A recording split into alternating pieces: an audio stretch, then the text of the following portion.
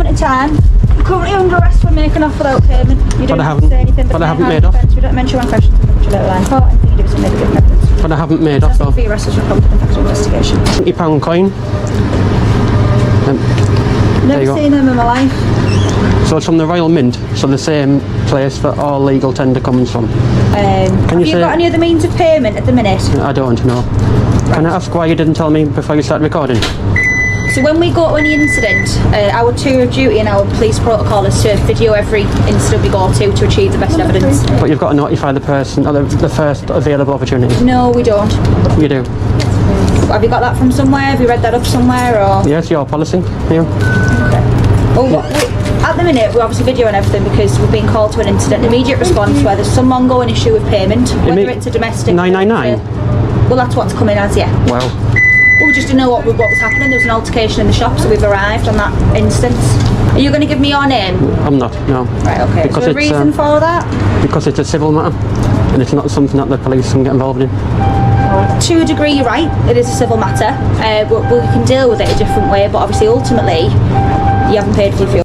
From the moment she steps onto the scene, it becomes obvious that the officer is completely out of her depth. The auditor spots her body-worn camera right away and reasonably asks why she hasn't announced that she's recording. The rules couldn't be clearer. Officers are supposed to notify people as soon as the camera is activated. Instead of acknowledging that, she denies the requirement altogether. And then she makes things worse. She starts demanding the auditor's name. Even though this situation isn't a criminal investigation, it's a civil dispute between him and the petrol station. Without a suspected offense, there is no lawful grounds to insist on identification. Whether she genuinely didn't know the law or chose to ignore it, neither excuse is acceptable from someone entrusted with police powers. But they're not accepting that money. But that's up to them to accept it. If they decline... They've obviously run the post office and they've declined that. Ultimately, it's a civil issue, but if you're not willing to give us your details, then how do we know that you're going to resolve the civil issue at a later date? If you're happy to give us your details, then we can look at the civil issue at a later date. But that's a civil issue, that's nothing for the police to get involved in. We don't know your details, do we? So you could technically escape from here and never come back and never deal with that issue, then you'd be circulated as wanted for that, won't you, for making off without payment? That's not a police issue at the minute. It is. It is a police issue because you've not paid for fuel. So there's still an offence there of that you've not paid for your fuel. But I have paid. I've gave them... But you've gave them this coin, yeah, which ultimately they've spoke to the post office and they've decided that it's not a reasonable amount of payment for your fuel. So at the minute we're sort of hands are tied, yeah, agree with you on a certain instance of that, but we still need a solution today whether we'll take your details and we'll deal with it a later. The officer herself acknowledges that this is purely a civil matter, yet she attempts to assert authority to demand our identification, implying that you would sort it out later. That's not how law enforcement works. Without any suspected criminal activity, there's no legal basis to compel personal information. She cannot transform a private payment disagreement into a police-enforced ID check just because a retailer is dissatisfied. When she mentioned that someone could be flagged as wanted, it was completely empty threats. Wanted status applies to criminal situations, like warrant for those who fail to appear, not civil contract disputes. Using the threat of criminal designation to pressure compliance is an abuse of power and effectively admits she had no legal authority in the first place, that if she genuinely suspected a crime, she would need to establish the key elements: dishonesty, intent to leave without paying, or intent to avoid a debt. In this case, the customer remained on site, attempted to pay, and questioned the method of payment. Classic civil dispute territory. So basically, he's trying to pay with this. They've run the post office and said that it doesn't really exist, you can't pay with that. He obviously won't give us our details. I've explained to him to a degree it's a civil matter. However, if he does make off and he doesn't give us our details, we're struggling for any sort of civil issue at a later date. Any details and making off without payment, yeah. So I've explained if he does give us his details and we know where he is and we can contact him at a later date, hopefully this issue can get resolved. No. He's obviously not really... can't want him to do that at the minute. Because it's a civil issue and it's nothing for the police to get involved in. But you're still going to make off, aren't you? Technically without payment, but if we can get your details... But I have paid. But you haven't... And it is their policy to accept the £20 coin. Has he paid? Policy? No, he hasn't. Right, if you haven't paid and if you walk out the door now... They've still got the money though. Just let me finish. If you walk out that door now, you are liable for an arrest because we don't have your details. But you don't need them. Well, I do. Because it's a civil issue. But it's not, because of make off without payment. When the second officer arrived, she immediately escalated the situation, threatening arrest without cause. This was completely unjustified. The auditor remained inside, had no intention of leaving, and was actively disputing the payment. Since he hadn't departed, there was no making off without payment, and certainly no intent to avoid paying. Her threat was further undermined by the fact that the auditor had already attempted to pay using a £20 Royal Mint coin, which the cashier refused. That alone eliminates any claim that he was trying to avoid payment. Under the Theft Act, both leaving and intent to avoid payment must exist. In this case, neither element was present. The officer simply mischaracterized a civil dispute as criminal because she didn't get his details. Her actions revealed a clear misunderstanding of the law. If you walk out that door now, you'll be getting arrested for make off without payment. But there is an agreement with BP that the coin can be used. Is there any other way that you can pay? Because we're going to sit here for hours arguing. I've been quite respectful to you. I appreciate you have to a degree, and I appreciate that from yourself. You haven't been argumentative with me, and I appreciate that you've been a normal human being. No, however, we need I don't intend to. No, I know you appreciate that. If you can pay for the fuel now by other means, then that's fair enough. It'll be the end of the matter. Or if you can give us your details, we can deal with it at a slow time. We can offer you that. But if you're not willing to do either any, then we're struggling with what we have left to do. Because we can't let you walk out that door without paying. But we don't know where you live. You might not even be from around here. I'm not saying you are, but you know what I mean. We have people where they'll make off and then they won't give us our details, and then we're going to struggle. I'm still going to have that £20 of fuel, unfortunately, with this BP garage outstanding. Which car is it? But I have paid for the fuel. But you haven't paid for the fuel. Which one? Right, we're going round in circles, aren't we? We are, unfortunately, yeah. We've agreed, we've reasoned with you now, and we've tried to say that if you give us your details, just tell you where you live, we'll deal with it slow time. However, you then leave, you don't have your details, you don't know where you live, you could live in London for all we know, and then there's still this making off without payment because they will not accept this as payment. But I don't have to identify for a civil issue. It technically isn't a civil issue though, is it, when you leave and you don't pay? You haven't paid for your fuel. We've got the payment here, which isn't acceptable, so really you haven't paid. The entire exchange is built on a false assumption. The officers kept warning as if the auditor was about to dash off without paying, but that never happened. He remained inside the store, engaging with staff, and had already tried to pay using a Royal Mint coin. The officers weren't reacting to what he was actually doing. They were responding to an imagined scenario. That's not policing. It's fiction. Their claim that they couldn't verify his identity without forcing an ID was equally weak. His vehicle's number plate was visible right outside, a lawful and straightforward way to confirm his details if needed. Instead, they ignored that option and insisted on demands they had no authority to enforce, twisting a simple civil dispute into ground for arrest. They weren't resolving the situation. They were escalating it unnecessarily. I've handed the coin over, so I haven't got that in my possession, and I've contacted BP head office before coming here. Right, so was that today then, or? No. So when was that then? So you've contacted BP head office before you've come in? Correct. Right, so did you contact them today, or was it yesterday or last week, or? It's not up to me to say that. How's it money? Do you understand what the £20 coin is? No, that's why I'm confused. Well, why are you threatening me for arrest then, if you don't know? Because it's not money. It is. Right.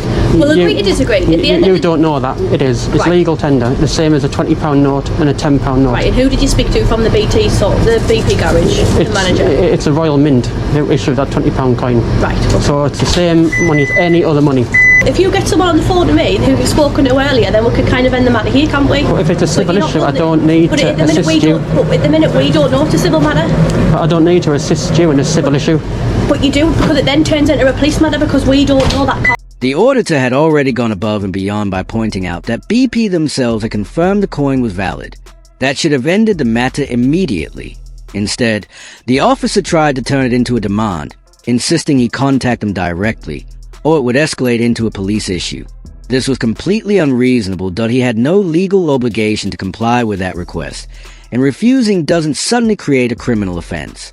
The police's role is to assess the situation and apply the law, not to shift the burden onto a citizen to prove themselves. Her follow-up comment, that they don't know that coin, only weakened her case further. A £20 Royal Mint coin is legal tender. If the officers don't recognize it, that's their problem, not the auditors. It's because you haven't given us details and you're going to walk out that door and it's technically a failure to pay. But then it'll be a civil. But then I'll sue you. Well, that's fine. If you want to sue us, that's fine. Unlawful arrest. Like I said, we've been honest with you in terms of which way we can go. The staff here have been very honest. Okay, and all I'm saying is, if you get the person on the phone who you spoke to earlier with the agreement, then that could be the end of the matter. But as far as I do, then technically, if you walk out the door, it's going to be a make off without payment. He's already accepted to take it. You haven't accepted to take it. No, haven't accepted to take it. You walk out that door, becomes a criminal matter, and you get arrested for make off without payment. You give us your details. You're refusing to give us your details, and we don't know that vehicle is yours because you're not. But I've told you. Is it urgent? That he said he would take the coin. But he isn't out. If I take my mask off. Right, well I wasn't here for that, so we have no witnesses, unfortunately, other than you and him. Right now I can't view that. Body camera. But right now I can't view that. At the end of the day, you've come in, you've paid for you've got your fuel, you've come in. This isn't a payable matter. Once you leave, we've offered you to give us your details and deal with it that way. For all I know, that vehicle could be registered to somebody else and lived in London. And how are we ever going to trace you? But I don't need to assist you. Once you leave this situation, it is making off without payment. I can't be any more reasonable with you and give you some sort of options that we can go. But I don't need to assist you. Are you offering to give Because the you're staff, wrong. not myself, not my colleague, the staff your name and contact number? No. Right, so we have one option, but two will lock you up then. Well, I've got a civil agreement in the background. You can prove that at court. I've got Prove that at court. That's fine. You can prove that at court. Right, well, this moment in time, you're currently under arrest for making off without payment. You don't have to say anything, but I haven't made off. We don't mention one question in the letter line. Court, anything you do is a negative evidence. But I haven't made off though. For your arrest as a competent factual investigation. Okay. But I haven't made off. You're under caution as well. And you failed to provide details. But I haven't made off. Failed to provide details, yeah. But I haven't made off. Right, are we going to go calmly? Are we going to go quietly? We would go calmly all the time. Okay, well, do you want to walk with us then? Of course. Thank you. Just come with me, sir, please. Have you got anything in your pockets that's going to harm me or you? Just take them out. It's just a question we ask everybody. Should we just take your camera off as well? This is where the situation crosses from incompetence into clear abuse. The officers arrested the auditor for making off without payment, even though he was standing inside the store saying, "I haven't made off." That single statement should have ended the matter immediately. For this offense to exist, someone must actually leave without paying. He hadn't left, had no intention of leaving, and made that explicitly clear. Yet the officers pressed forward with the arrest. Legally, their actions were indefensible. Under the Theft Act, two elements are required: the act of leaving and the intent to permanently avoid payment. Neither was present. The auditor had already offered valid payment and was still engaged in the dispute. The offense they alleged simply didn't exist, and they knew it. Now, the auditor, IP, provides an update on his claim. I walked out of those gates after being falsely arrested for using the £20 coin. The Chief Constable has paid out £4,000 in compensation, but unfortunately he did not apologise at any point, even taking him to court. He went all the way to court, we had the hearing date, and then the Chief Constable saw some sense and paid £4,000 in compensation, but no apology. The case went to court, and the auditor walked away with a significant payout of £3,999 plus legal costs. That's not trivial. It's a substantial sum for something that should never have happened in the first place. It highlights just how weak the police's position was once their actions faced legal scrutiny. They knew they couldn't defend their behavior, so a settlement was the only option. What's even more striking is that, according to the auditor, the Chief Constable, the head of the force, never offered an apology. Thousands of pounds of taxpayer money were paid, acknowledging wrongdoing with their wallet. Yet no one had the professionalism to admit fault. That silence speaks volumes, revealing a culture where saving face takes priority over accountability, and public trust comes second. This case perfectly illustrates how minor incidents can escalate into serious misconduct when officers are unfamiliar with the law they are meant to uphold. A simple civil dispute over a coin, something that should never have involved the police, turned into a wrongful arrest because ego and authority replaced common sense. Even worse, the officers created their own justifications as they went along. They repeatedly warned, "What if you walk out without paying?"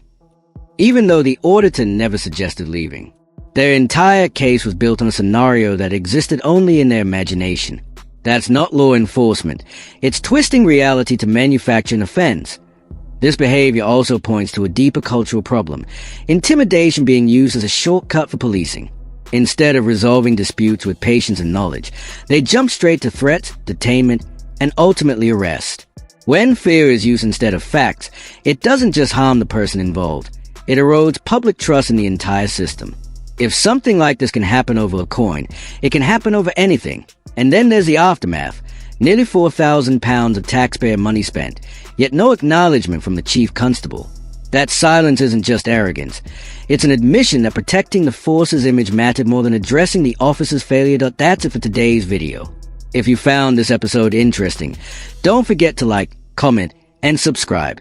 It really helps me continue with independent coverage.